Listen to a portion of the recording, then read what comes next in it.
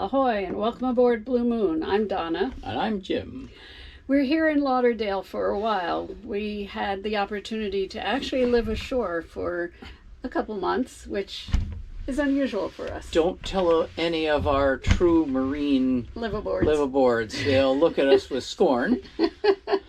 But it is nice. Flush toilets. What a concept. You know. Unlimited water. Unlimited water. You can take hot California showers. Right. All sorts of good things. And a giant refrigerator. Right. And freezer. And freezer. A freezer that's not this well, big. Let's see, what else? Elevators and... Yeah, I could do without that. Yeah. That's all right. And neighbors. All right. But in the meantime, we figured we'd get a few projects done, especially those that involve paint, varnish, and volatile chemicals, which are not good for the lungs. And it's real difficult to paint with paints that have a vehicle, like a mineral spirits based, inside a boat while you're living there. Even when the boat is open, you end up pickling yourself. So it's very nice to be able to come down, actually do some varnish, maybe some painting, some cleaning sometimes with volatile chemicals, and then leave. Go home. Someplace else to go get a a drink. This is Lauderdale by the Sea where we're in, and it is it's really nice. There are a dozen restaurants all clustered together at the end of Commercial, where the pier used to be till the hurricane took it out. It's just a nice place, nice town, and we're both retired now. We can take things a little slower. Right. Not that we do. Well, to give you an example, Big Blue Moon, the one that's up north, we bought it in Stuart, Florida here, and we had to give it. I came down, worked on it for 2 weeks because it was a mess, and then Donna flew down, but she was still working. This was a decade ago. Yeah, nobody cares. Yeah. Yes, dear.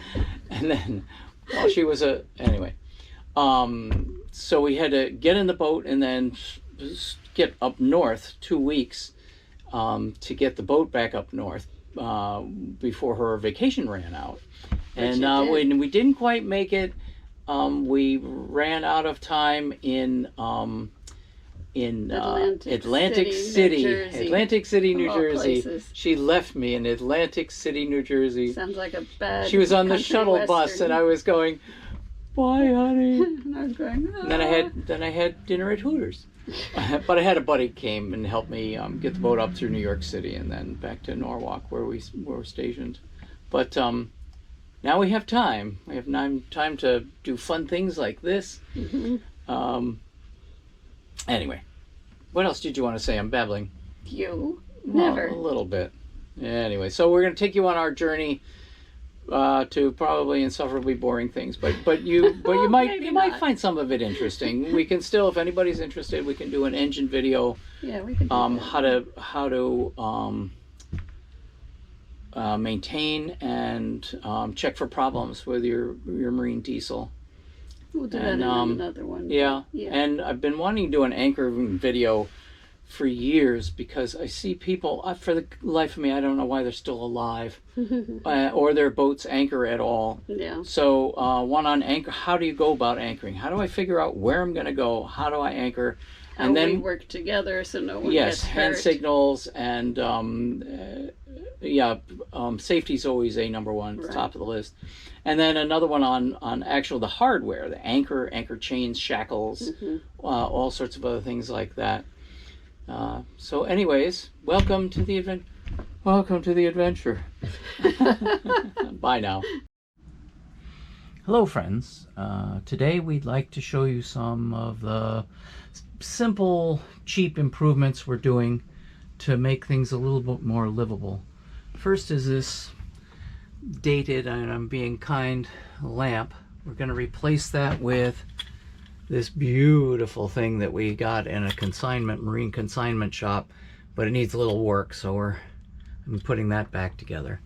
But really what we needed was better power and ventilation for here. This is the Dinette, and we spend most of our time, if we're not at the helm, we're here. It's comfortable. we made the cushions out of, this is 4-inch medium foam with just a standard denim on it, which works really well in a boat. It's got a big zipper. You just unzip it, throw it in the wash when you find it's too disgusting from you sitting on it.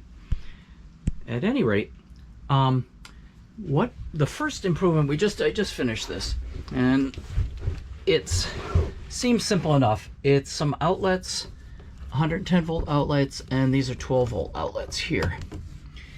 And the reason I did this is because even though I put these vias in for wires to go through, this was still a confused mess of wires and little inverters and fans and everything. So hopefully this will clean up the whole area.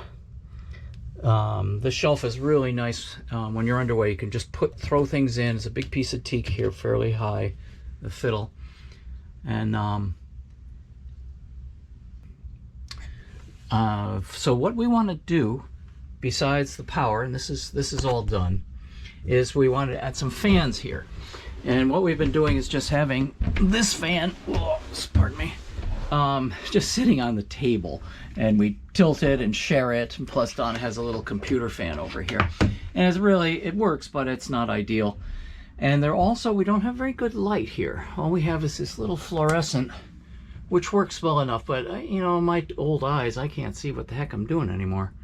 So what we're going to do is we're going to add these Calframo fans, which are very nice, and we're going to add them to the overhead. The only problem is we can't just stick them like this. They'll hit the top and roll around and be a mess. And I'll add this light there too. It looks like this. This is all 12 volt now. I'll add that to shine down on the main table here. Easy peasy. So the first thing you have to do is figure out what you want, then you have to make a design. So you can see for the outlets here, this is the simple design I made to make sure it'll fit. There's a standard 110 volt double box that goes underneath here to hold the outlets. And then how the heck do you wire it all together? And then let me show you. When we built the dinette, we put in just this quad outlet here, which used to power all our devices. We typically have 2 computers running, all sorts of other stuff. This one plug here, this plug goes to those 4 outlets there. So hopefully it'll clean up this whole area. And it was really becoming quite the mess. Anyway, so we have to find a way to mount all this stuff, 2 of these fans and then a light here. And let me see if I can set this up as a, where are you? Something like that. This molding and trim isn't just for show. It has a track here for our curtains that run, and then this comes out when it wants to, like so. It screws in from the bottom, and this is where we'll wire it up. This goes to the lamp here on this side, and then this goes to the overhead light here.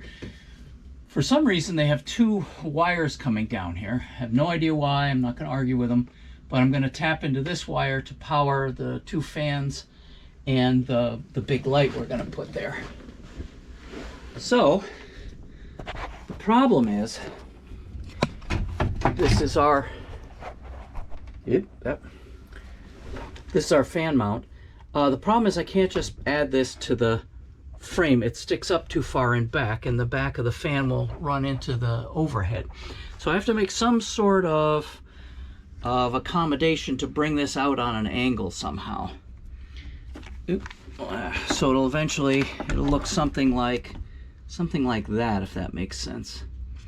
And then same thing for the light. And then the other design consideration is you've got two fans and a light, and of course you don't want them to hit each other. So the first thing you do is start playing around with designs like this guy. You can see this is the fan base, and then the light will go here, and you have to make sure they don't run into each other no matter which way you turn it. And then after that, you make a prototype, something like this. And if you're really good, you'll actually attach the devices, the fan, the light, the fan, and then you'll put it in place to make sure you're not really screwing up. Now there's another problem we have here. We're having problems sourcing the teak for this. So, and this really galls me, we're gonna make a temporary one out of poplar, and it'll look something like this, the piece of wood that goes across. And then we'll fasten everything to it, see how well it works, and then when we can finally get the teak, it'll be a very simple job to just remake this whole thing in, we'll remake it in teak, and then it should all just go back in, same footprint, easy peasy. The big job, of course, is to figure out, you know, how this all goes in and whatever else. This will go, I'll just show you here, this will go in on a dangle like this. So it's not, you know, it's not beautiful. It's simple, and you know, frankly, nobody's gonna see it up at the ceiling. And hopefully very useful, because it's really, really nice when you're sitting here. This is Florida, by the way. You're sitting at the table, it's really nice to have a fan bringing air in across and down. And I'll show you how we go about just making something really stupid simple like this. Okay, so here we have a quick update. This is the mounting piece. I've just finished it. It's got little blocks behind to hold it at 45 degrees. These are the fan supports. This gets plugged in right there. And then the mounting for this whole board is here, and then over here, same thing. Then here we have the switch for the light, and then the light. You can see how those are all set, ready to go. This is not my finest work, but this basically is my workbench. No vise, a couple power tools. Oh, hey, stay. So let me put it together, and then I'll show you what it looks like. So this is our new fan and light. We didn't have a very good light. We've got this little fluorescent, which just gives you enough light to stumble around. This is very nice. It's a nice, it's a halogen, like 20 watt, and then two fans on either side, which down in Florida here, it's really unnecessary. And this guy we just put in, this we got for 20 bucks. It's an expensive fixture, but the switch was broken on it. So we bought this. I put a new switch in it, and it replaces this corroded thing, which was okay in its day, but it's overkill for this space. And it kept shorting out. There's another one over here, which is even worse shape. So we ordered some other lights, and it's kind of like your cabin light, but not really. Yeah. So I know what they were trying to do, but it's kind of the wrong thing. Yeah, that belongs somewhere else. But this shade is better because it's not as moldy. Yes, that's true. We can swap them out. I don't know if we could. I have no idea where we could possibly use these on this boat or Big Blue. I hate to throw them out because they do kind of work. Right. They had some issues, but as we said before, this is comically bad. This is a piece of poplar, which is about as far from a piece of teak as you can get. We had trouble sourcing teak. Oh, we had trouble sourcing the teak. We used to get it at Defenders, but they're out of stock. We tried West Marine, they're out of stock. Well, and we don't know the area here. If we were in Connecticut or New England area, we'd be going to Condon's, Yeah, which is the go-to place. You walk in there, and if you're a woodworker, you're a boy in a candy shop. It's remarkable, all the amazing woods. I can't even pronounce half of them. And you can get whole slabs. When we redid the tow rail on Donna's boat with big chunks of teak, we bought it from them, and then they cut and milled it all for us, which is great because I don't have any of that equipment. I don't have a planer. I don't have a table saw even. You used to, but... I used to have the table saw inside the Vandestad, but that's a whole nother story. Anyways, this is working quite well. This is comfortable. This is the difference between just sweltering or sitting there and having a cold beer, right? You know, and enjoying your life. Right. These move all around. These are very nice. They're Caframo. Yes. We used to get the Hella fans, but they self-destruct. They rattle really badly, very quickly. Yeah. It's like the transmission on my MG. It just anyway. Shakes your teeth. You can see whenever you do a project like this, it ends up like this, and then the rest of the stuff's over here. Right. This the is tools our are work scattered, area. and yeah, we have a few tools down here. And then by the time you get it all done, you go, "Oh, where's my wallet?" Yeah, you did find it, so that was good. But we've still got some more projects to do. I just replaced that outlet there. Oh yes, this outlet here. Right, it had GFI, and the whole thing was coming out every time you plugged. So GFIs have. I'm not a big fan of GFIs. A lot of people don't understand. You know, if you're getting electrocuted, then the GFI may or may not help you. Right. And they don't work very well in salt water. Really don't like salt water. Yeah. So anyways. So Jim has been working on some other projects inside the boat for me and us. And one of them is to add a little more light to his workstation. So he's added this light here, which is much brighter and gives he calls this his workbench or work desk area. And he's in the process of making some shelves to go right here. Let me show you.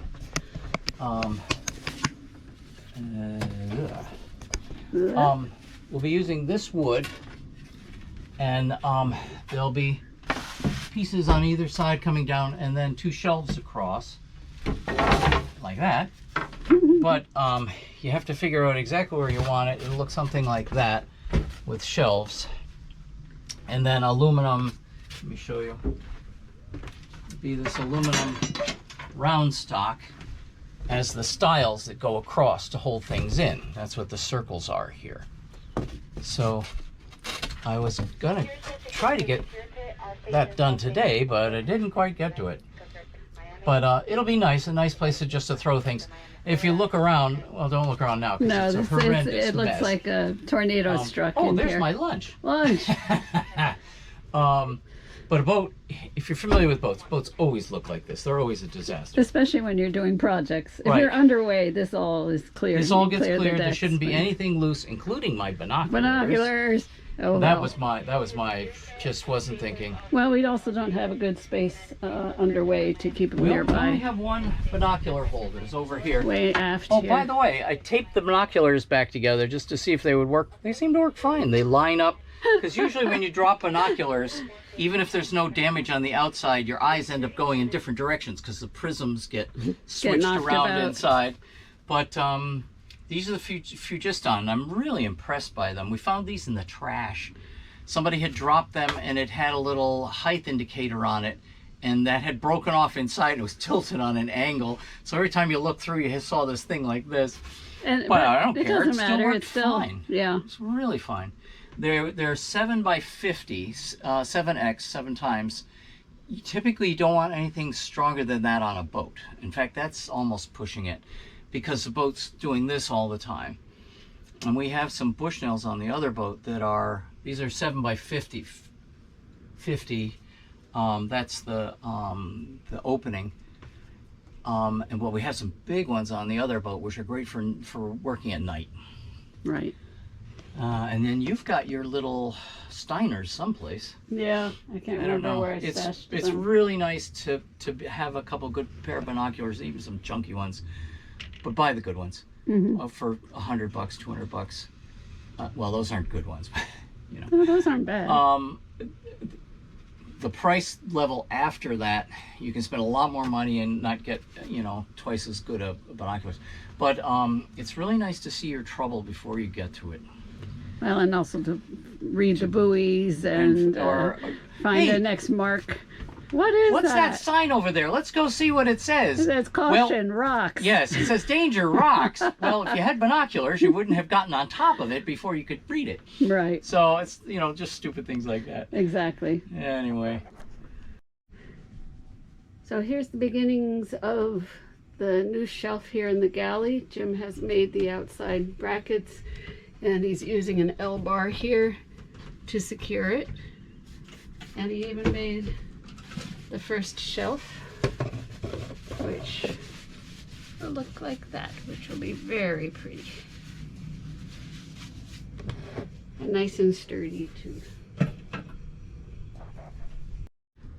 So hello, welcome friends. This is our latest edition. I just finished this today, and I'm just cleaning it up, and then Donna's going to revarnish it because it's a mess. Get my alcohol and clean the marks off. But these are just 3/8 aluminum tube, which you can get at any store. Well, not any store. Bar stock, right? Yeah, it's bar stock. It's very simple, relatively cheap, and it's interesting. These are both different. These are two different pieces, and they're different dimensions. Even though they're supposed to be the same. They're supposed to be exactly right? the same, Yeah. and they're off by quite a bit. Oh. This is one piece, and this is another, and these are actually larger than 3/8. So be careful. Don't assume that things always fit the way they say they do. At any rate, it's a nice use of this ridiculous space. There's a piece of angle iron here, which is facing. It's actually one side is facing the mounting area, the fiberglass here, and you can see that edge right here. And I've used this before, and it works really well. It's nice and clean. It's nice and clean. The only thing you see inside is this, and the other thing is really nice to work on. Just take a couple screws out, and it all pops out. So you can revarnish Nice and when your wife makes a scratch. No, she would never make a scratch. Not on purpose. It just But happens. it's nice. Very Nice and simple. It was a kind of fun project. I left this guy a little long, so that I can put a pin through this. You can hang things on it, That's a neat and idea. you're never going to catch it with your head. So I No. figure, why not? I'd have to just- be 8 feet tall Just to do sit it. there and Yeah, hit my no, head on it. that's and, not a problem. No, I'm vertically challenged as it is. And these are 1-inch number 8 rounded heads, and I don't worry about fasteners that you can see. They actually look nice when they're nice stainless like that. Yeah, I have no problem with that. A lot of people, they have to drive it, countersink it, put a bung in it, and then if you want to take it apart, it's Yeah. it's a real pain in the butt. This comes apart very easily, and I think it'll be a nice addition. It doesn't, when you're at the helm here, when you're at the helm, it doesn't interfere with your vision anywhere. So I'm standing at the helm and I'm looking back, and not a problem. That should work out okay. And let me tell you the saga of the light. Here, come over Light, here. all right, light saga. So this light, it's a nice little light. It's simple. It's an LED. The old ones that were here.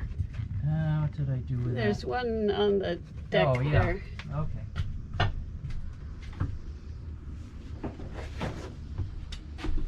This is what was there.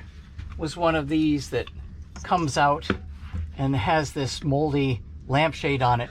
And I understand what they were trying to do, but it takes up a lot of room and it's gawky and it's not necessary in that corner. Maybe, when the one that was here, I could almost see it, you would pull it towards you, but it was just ugly and gawky. Yeah. So So we we bought one of these, and it said it was two for for cheap.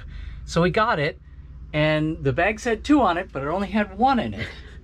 And then, so I'm looking at it and I go, you know, this is glass and stainless is pretty well made. Nice, yeah. So I'd send that back. They sent us 2 actually in the package, and I said, wait a minute, there's something else going on here. So I tested it and found it's got a black and a white wire in it. Black is usually ground, and the white here in this case would be positive. They were switched. Oh, like a 110 maybe or something. No, not even that. No, they just screwed up. They just screwed up. So okay. I can imagine, because this is LED. If you if you turn it around the wrong way, it wouldn't work. You reverse the polarity, it won't work. Oh, so people probably sent it back. People bought it. They said, "Oh, this doesn't work." Thinking that they were actually looking out for you. So anyway, it's always when you get stuff from China, you know. Be careful. Be careful. Yeah. It's a nice unit once you figured out the wiring. I like it. It's a junky light, and I put the light underneath, the switch underneath. I can swip it around, put the switch up here, but no, that's fine. Or you can make it look like a sconce and point it up. I could. Oh wow! Look at that. We're rich. We're living in a rich person's boat, hun. So, anyways, little changes. We saw this one yesterday, right? I don't know if we actually talked about it.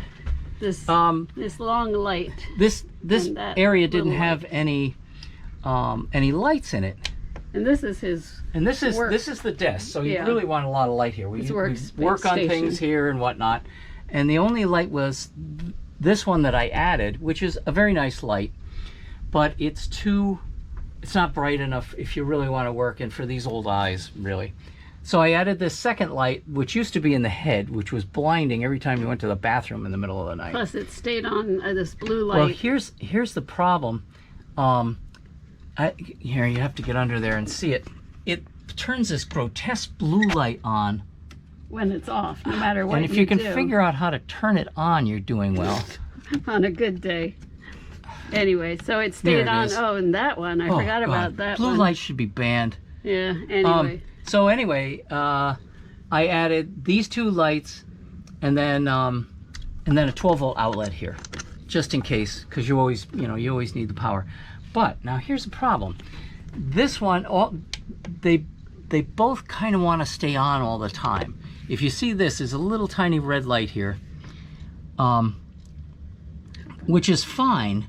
And actually, we leave this on because that's kind of our night light. It's just enough to illuminate this area so we can maneuver around when we're someplace that doesn't have any outside lighting at all, which is blinding.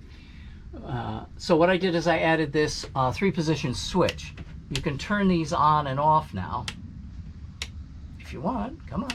It takes a second for the LEDs have a wait period. So now this blue doesn't stay on, because this blue was on all the time when this unit is powered. It's hard to sleep at night with that shining. Yeah, it's really. Yeah, I tell you, the other one is this one. This is the. I made this power panel. I got one of these meters. Yeah, this is the AC side. And they're very nice. It shows you how much power, what your voltage is, blah, blah, blah.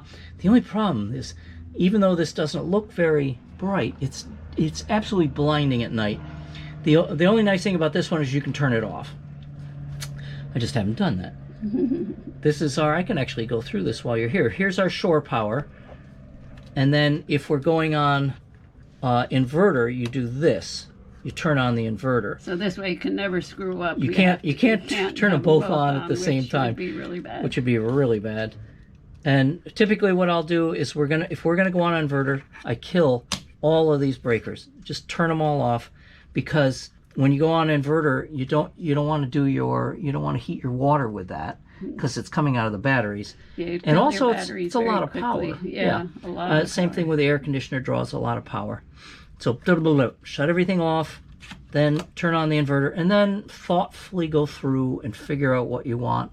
I can remember a buddy of mine once, he goes, I want sailing, and we were cruising along and everything was great, and then I couldn't start the engine. He had turned on his inverter and left the water heater on, which draws, it's about 1,000 watts, and it killed his batteries after a couple of hours. Very quickly. So, just word to the wise, do ta-dump. Let's see, where are we? We need starboard and port outlets. This is a very simple panel. The other boat, we have a very complicated panel. And then this is the 12-volt panel, all our 12 volts. And that one was here when we bought the boat. This was here, but it was a mixed 12-volt and 110. You can Right. see how this is kind of rough here. This was AC back in the day, where this is all DC. So, and there was some sort of writing here, I can't remember. So I just put another breaker in. And then these are all our main large power draw switches. The battery, thruster, and the windlass takes a huge amount, hundreds of amps. And then different chargers and things. Chargers, inverters. And the house. It's just in the house. It's just nice to be able to turn those off. But these are the three important ones because you don't leave the thruster on all the time. No. At least I don't. And then the batteries, you can mix and match. You know, you can draw from one, turn the other one off in case you feel you're gonna kill it, and then you'll still be able to start with one of the batteries, even though the other one's dead. And we can, if you're interested, we can go through a whole big thing. We built all these panels. We have a horn, the thruster back and forth, the windlass up and down, and then these are going to be for wipers. They're momentary down and then intermittent up, so you don't have to get up, reach up, and then stand up and pull these guys out and or have walk the whole over thing. here and do the other one if you're at the helm. Yeah, you don't want to have to leave the helm at all. Right. So that's a quick overview. Jim has given his new shelves a nice coat of varnish. I think this is the final one. He's drying them actually inside the boat here. This is the forward cabin, which is a bit of a disaster right now with things strewn about because of the work we're doing. But he's drying them inside because he doesn't want dust and dirt to fall on them and mar the beautiful finish. And we'll go up the stairs here. I'll show you what else he's done. There is a big hole here in the panel where the shelves will go that used to have a speaker. And Jim found that this nice piece of stainless steel venting fits the space perfectly. So he put that in. Don't particularly need a vent on a cabinet like this, but it never hurts and it fits the bill. So I thought that was a great solution. So here's the finished, what was this, a spice cabinet? I forgot It started what we off called it. as a spice cabinet. Now it's shelves, spices, and anything else. Stupid simple.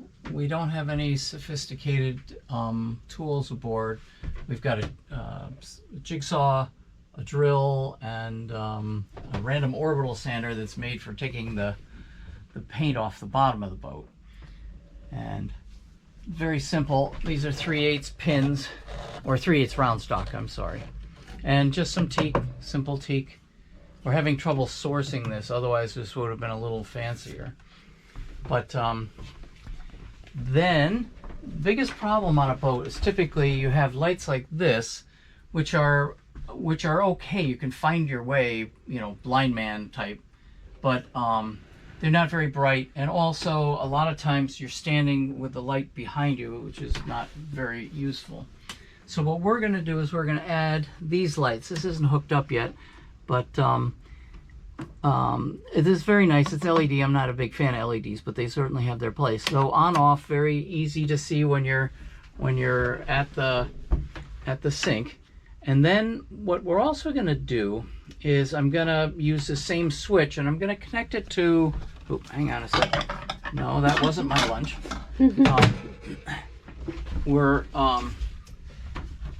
I put this little light in. It's a very simple LED, and this is just for test to see what it looked like. One big problem is every time you want to look in here, you have to get a flashlight out. So that light will shine down in here. We can see what's going on in there, and then also when you're preparing food, it's kind kind of nice to have lights depending on how good or bad your food is. And that'll be driven from this same switch. I'll piggyback it and I'll solder the line in.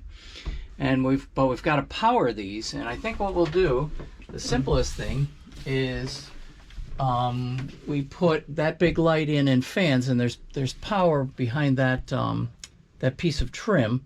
It also powers this light and that light. We'll grab some power there, bring it into this box, drill a hole, and then run wires under the microwave, and that'll power all this and won't make a completely unsightly mess. Well, maybe a little bit of a mess, but we'll clean it up. This is where we're going to grab the power from for our new lights. Power comes in here, powers this light, then it comes down here and powers this light. So I've already put I don't know if you can see the block here. That's too close. This is all temporary. We couldn't source any teak for our support here for the light and the fans, so I just made it out of poplar. It's kind of embarrassing. Hey, it works, and it'll keep us cool. Yeah, I think well so. lit. But we'll take power here through that hole, and then it'll power the lights that are under here. Yeah. Anyway. Good. Yeah. Hello. We're going to give you a final tour of the new mods we've made here and some lighting. Our little spice box is all done, or almost all done. I think what we're going to do here is, because these are so high, we're going to add another little tiny shelf here for the small 2-inch spices. I can get 6 of those across here, and so it'll probably be about here. It'll have a shelf like that. And that'll make better use of this and be a lot easier to get access to it. As far as the sink is all set, we've put our glasses back, and this is the lights we've added. These are nice little LEDs, nice and bright. And I've added one here, and I've added one under here too. The switch on this one actually controls both of them. I soldered them in, or you can turn this one on and off by itself.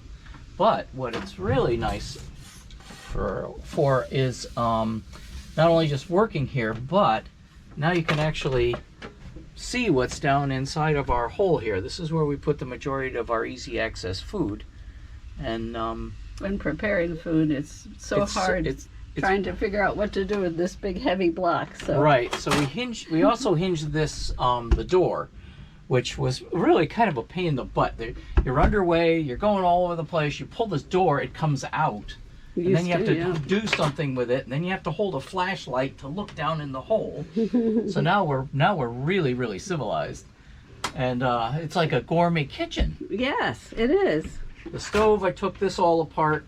The these two upper burners work. We built this top just to give us more surface area. It's just a piece of flooring that we found in the dumpster. So these two, really nice. It works really nice, and it's also, this becomes a serving tray too. Right. So these two burners are all set. They work fine. The oven has some real problems, and I have to get a new valve for that. And I'm not even sure where to go or what to get. And then I could cobble something together, but it's not something I want to fool around because it'll explode and stuff. Yeah. But right now we just use it for storage. We'll put all our pots and pans and things in there. This Tasco is very nicely made stove. Made in the United States. They don't make them anymore. Our company's out of business. If anyone knows where to get parts, yes, leave a comment. Please. There you go. We'll let you watch for free. But anyways, nice and simple. Very pretty. The joints aren't quite right, but all I had was hand tools, so just be nice. And then everything else here. Did we ever tell you about this shelf and this storage? No. The backsplash here had this piece of wood, but it didn't do anything. So we added this piece of plastic and these dividers to actually use this for storage. It was very odd. Why wouldn't you use it? They had a little... They had glued some things on. Just one little thing right there. and it wasn't very useful or elegant. We put all of our plates actually are normally there. We took them out right now. Yeah, we took them out for a bit, and then we set these dividers up where they would do the most good. Like all the dishes go here, all our cutlery's here. The bowls are usually there. The bowls are cereal usually bowls. here, and then there's room for 5. I think we set it up for 5 or 6 clean canteens. We use these for dry store. All our dry store. Yeah, this one's pistachios, and coffee of course goes in these. It makes it a lot easier to do your coffee in the morning. Right. But worked out nicely. Yeah. I don't know what to do with this. I don't really use it. No. So there you have it, our illustrious and wonderful galley that even Gordon Ramsay would be jealous. Right. He would. No, well, maybe not. All right. Bye now.